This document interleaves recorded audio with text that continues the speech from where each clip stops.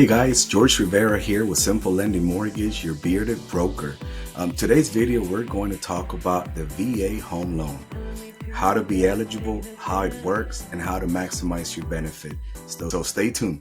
Telling me to dance, taking a chance.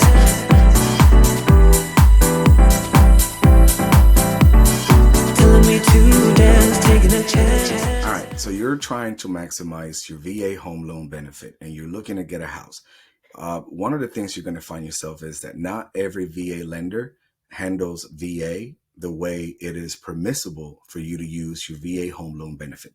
So we're going to dissect on the qualification process.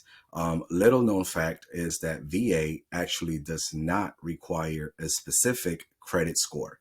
A lot of the times when you hear a lender require a specific credit score in order for you to qualify, that is something that we call in the industry an overlay, which means that the lender is actually adding a layer of restriction above what the program requires in order to be insured. It needs to be said that VA is not a direct loan to VA. It is actually a VA backed loan, but the loan itself is still given to you by a bank or a lender, a mortgage lender, if you will. So VA directly does not give out the VA loan. So for the qualification process, even though VA does not have a credit score requirement, they do have a credit history or a payment history requirement. It is worth noting that VA also does have available to you online the VA handbook. You can have access online to the lender handbook, which you can see the actual guidelines that VA issues lenders to follow. And they also have the buyer's handbook, which you yourself can see as a potential veteran buyer or using the VA loan benefit can see as far as their qualifications and where they give the further explanations to these topics that I am covering with you here today. One of the benefits of the VA home loan is its interest rates. VA actually does offer in the industry one of the best interest rates that you can get for a loan, actually topping out FHA most of the time and definitely conventional. There is no MI, which means there's no mortgage insurance, no mortgage insurance premium or private mortgage insurance. That is a saving that is passed to you because you don't have to have that extra monthly payment stacked on. Even USDA has a guaranteed fee, which is part of the monthly payment, and VA does not have that. Funding fee is something that you can expect to have.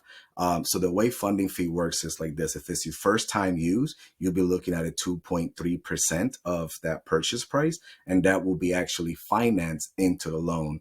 While it is permissible for you to pay at a closing, most veterans opt to just let it be financed into the loan since VA does require no down payment. So you can go ahead and finance your purchase price and the funding fee into the loan. And it makes a very small difference in your payment.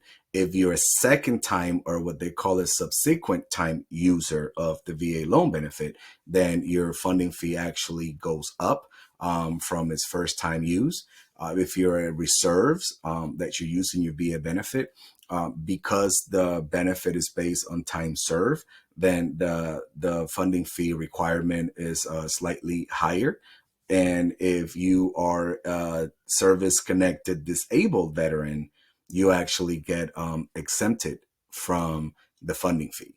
When you get your COE, which is your certificate of eligibility, which I'll post a link in the description of this video where you could get your own certificate of eligibility, it will tell you not only your entitlement, but it would also stipulate in the side if you are exempt or non-exempt from the funding fee. And that is what the lender will use when determining whether to have the funding fee or not have a funding fee.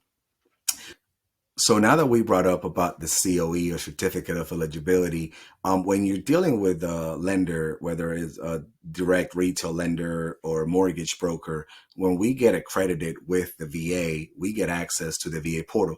And it is through the VA portal that we can request that certificate of eligibility for you.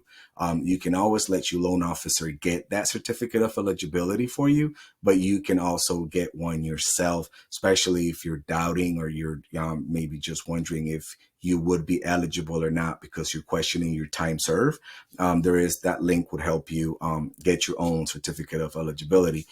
If you're actively in the military, one of the things that you will need is a statement of service. Well, the statement of service is, think of it as the military's version of a verification of employment. Even though when you're active, you're providing your LES, which would be your basically military pay stub, and it does tell us you're there, it is a requirement for the VA loan to receive the SOS, statement of service. By protocol, the way you would go about acquiring this, you would talk to your CO, your commanding officer. It would definitely be the first person to begin requesting this from.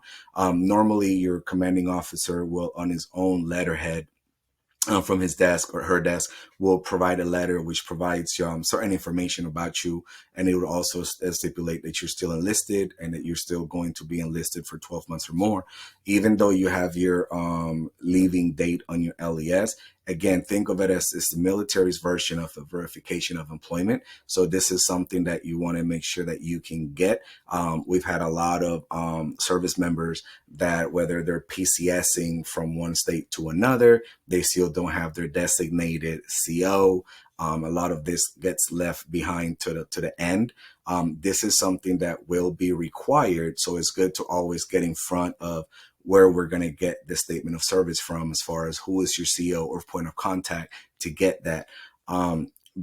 If you are a veteran, where you're not active duty, you're already retired or discharged, whether it's service connected, you will need a DD-214. This is your page where it will show your transcripts of service record and that you discharge. And what they're looking for is not only proof of your time served, but also that your discharge reason is anything other than dishonorable. That is the one thing on VA that they're looking for in order to qualify you, is that it's any discharge other than dishonorable. The next thing that we want to talk about is, let's say you get pre-qualified. Now we're under contract. What is the next step? Once you're pre-qualified and you're under contract, now that the loan process actually begins, the next process is the appraisal, where we're going to evaluate the property, make sure that it's good, sound, and it meets VA minimum property requirements, as well as that its value meets the purchase price. A lot of realtors, there's a lot of myths out there actually that believe that VA is somehow stricter when it comes to the property conditions. That's not necessarily true. Members have actually not used their VA benefit out of fear that their VA loan is somehow inferior. And I'm here to tell you that the VA home loan is actually the most superior loan program in the industry. And why wouldn't it be? You actually sacrifice in order to get that contractual benefit of that loan. All the VA loan is looking for is that the property is safe, sound, and secure for you. Other than the regular property conditions that you could expect with any other of the government loans, within its own flexibilities, all it requires is a termite inspection. Other than that, it really follows the property condition requirements that FHA or even USDA, I would even say with more flexibility, because USDA has issues with pools where VA does not. All VA wants is, again, it's a safe and sound, secured home. None of the government loans will be as flexible as a conventional loan. Conventional loan is probably the most flexible in the conditions of the property, while VA and FHA is actually looking out for the best interest of the buyer. I would be more concerned if there was a house on the market that was refusing to take VA. I would be more skeptical that it's not because they are discriminating, but that they are worried that the house will not pass certain inspections. And that would be, it would be a red flag, and it would actually be endearing to you that you're not wasting your time on something that perhaps you would miss, and then buy something that could potentially have issues that you did not know about. Speaking of that, VA also does offer the VA renovation loan, which is very similar to the 203K of FHA, which means VA offers you a zero down payment VA loan with the money to purchase and rehab said property. It is a very misused program. I think it's more out of fear But think about this: you're looking at buying a property that perhaps an investor purchased, rehabbed, and is flipping for a profit, and you're leaving out that same property with the rehab that perhaps you would have done to your taste without the extra expenditure of that investor's profit. Again, VA loan, zero down purchase and rehab budget. If you have any questions, hit me up, leave a comment, and I'll go ahead and touch on that on a side note. Um, Other things that you will need would be letter of explanations. For instance, if you're active and let's say you're coming from Fort Bragg and you're PCSing to Fort Benning, and you're looking to buy a home in a state that you're not quite there, and let's say that your PCSing is going to come into effect in a future date, but you're moving ahead now, we will need to also get not only the statement of service, certificate of eligibility, but we're going to need your orders, because for VA, because it is only for your current primary residence, they're going to want to make sure if they're going to finance a purchase of a primary residence in particular area while your current job is in another state or over 100 miles, they're going to want an explanation as to why. So one of the things we'll need will be your orders to show that your orders to PCS to that state, because they also want to make sure that the loan doesn't close further than 60 days from you being able to occupy it. Now, one of the cool benefits that VA does offer is because they understand the sacrifice that you do and that military families have. If your spouse or dependents are going to occupy the residence as soon as the loan closes or within those 60 days, you can move forward. We've had a lot of instances where we've had active service members that are actually overseas and they are purchasing in a particular state and they still have one, 2, 3 years to go and even out of the country. But because the spouse and children are going to occupy the residence, that is completely permissible. But again, this is just letter of explanations that we want to get in front of, because these are things that will come up that they will require. And this is not always lender specific. This is the VA's own requirements. Now, you saw me mention subsequent use of the VA loan. Another misuse of the VA home loan benefit is that a lot of people out there think the VA can only be used once. The VA home loan benefit is a lifetime benefit. It can be used multiple times. The only thing about the VA is that it's always going to finance your current primary residence. So for instance, let's say that you were in Texas, and at that point you use your VA home loan benefit to purchase your home, which was your primary residence at that time. After you purchase a home, you get your orders to PCS to, let's say, Fort Bragg, and that is now where you're going to live. You can actually use your VA home loan benefit again on your purchase of the residence in Fort Bragg, and you can either sell your home in Texas or you can keep your home in Texas and turn it into a rental. And now you are creating a real estate portfolio and you can have a renter in the home. We're offsetting that mortgage payment for you. And interestingly enough, VA actually allows you to use the departing residence rental to offset that mortgage payment. So on the debt to income ratio calculations, you're not actually having to overcompensate for your new mortgage payment and your previous mortgage payment. You're actually able to offset that with the rental and only worry about your new mortgage of your upcoming residence. Another benefit of the VA home loan is their ability to gross up non-taxable income. We have a lot of service members that when they're estimating their monthly income, they're calculating their BAS, their BAH, and their base pay at value. Well, the BAS and the BAH, which is your rations and quarterly allowance income, that is actually non-taxable income. That can be grossed up by 25%. So we take that number and multiply it by 125%, and that is actually the amount we're able to use. So your income is not just your base with the set number for rations and quarters allowance. It is actually the grossing up of rations and quarterly allowance plus your base pay. So your income on paper actually has a significant boost to your favor, and that allows us to get more income because non-taxable income such as pensions and social security are non-taxable, and everybody else gets to base their income on gross and not net. They have to be fair, also give the same credit of grossing up to a net income, which your BAS and BAH is. If you're not getting that income grossed up and your debt to income ratio is being limited, the lender is doing it wrong. We'll talk about how we measure debt. One of the benefits is student loans. VA has one of the most flexible guidelines on how to calculate the default amount for student loans. So because of COVID, as you know, right now, a lot of student loans were automatically placed into a deferment or forbearance. So in your credit report, you're actually going to show your student loan with the balance, but zero payment is showing reported. Well, VA allows you to take the balance times 5% divided by 12.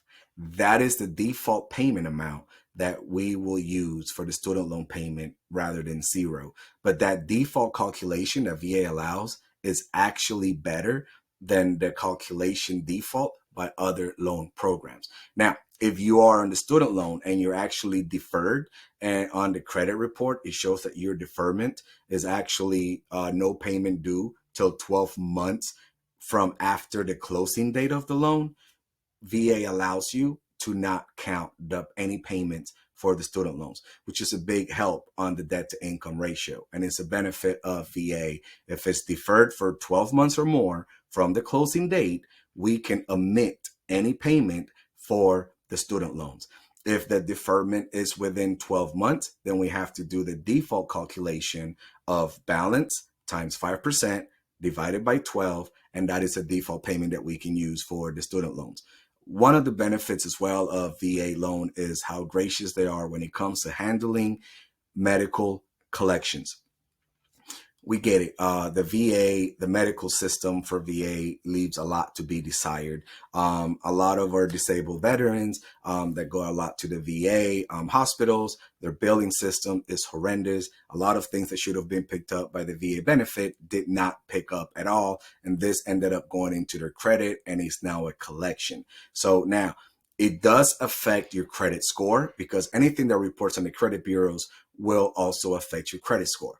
That's why VA has such flexible guidelines when it comes to the credit score, but yet credit history. So medical collections, we can omit those payments away from you with the explanation that, you know, they should have been covered by the health insurance. We can't do anything for the hit it does to your credit score, but we can at least omit the trade line so you don't get hit for balance or payment, again, assisting you on the debt to income ratio. And again, opening the window significantly bigger for the credit score range. Now, another big misconception that I've come across, it is the work history requirement. So VA does require you to have a 2-year work history. A lot of lenders have taken this to mean that you need to be 2 years at the same job. And that is not what they want. That is not what they're even asking for. What VA is looking for is that you have a full 2-year work history, including your work history from when you were in the military, as that was your employment. So what they're looking for is, again, let's say you were a year and a half in the military, you got out of the military, and now you have been 6 months at your civilian job. You have 24 consecutive months. You have your 2-year work history. Employment gap is the only thing where VA does want to get involved in. If you've had an employment gap larger than 6 months, they want an explanation as into the reason for that gap, because they're looking to create that we have stable income. Most of the things they want to make sure is that the income will continue for the next 12 months.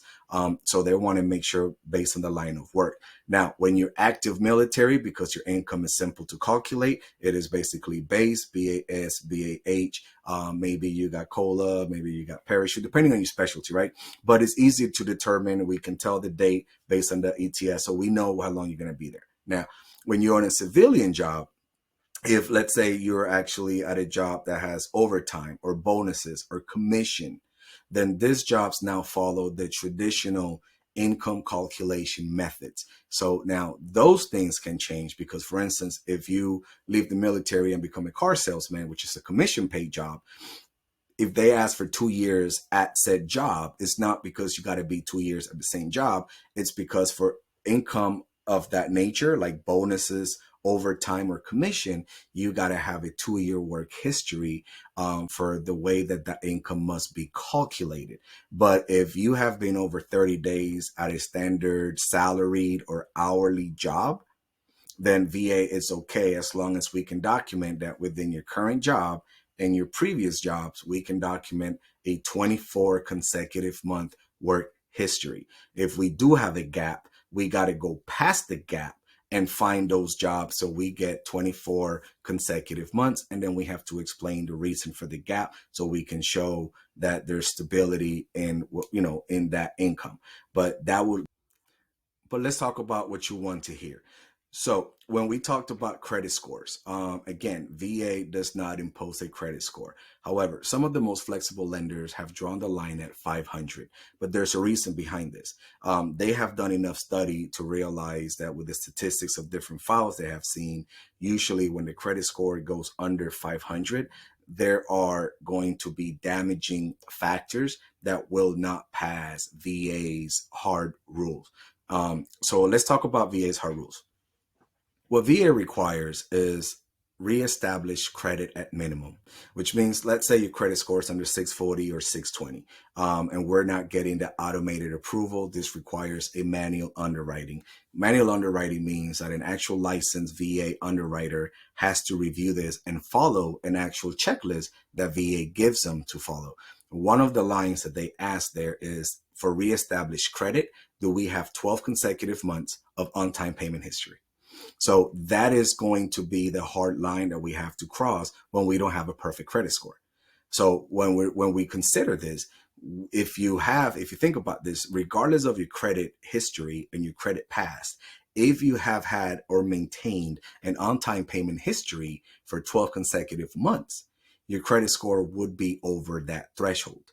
So with VA's flexibility on the medical collections, this is what allows us to sometimes have a clean payment history throughout, where the only damaging factor are actually medical collections. So while it is affecting your FICO score on the VA underwriting side of things, they're not going to consider those medical collections as part of your late payments. So they're able to use that broad spectrum FICO score to still allow you to come in through the VA underwriting phase, as long as we're only showing those medicals. Anything outside of medical, when it becomes housing related expenses, revolving like credit cards, or installment like loans, those are more detrimental because VA does want that 12 months on time payments, or as they call it, the 12 months of reestablished credit. Now, even though I'm speaking on this 12 months, VA will review the last 24 months on your credit file.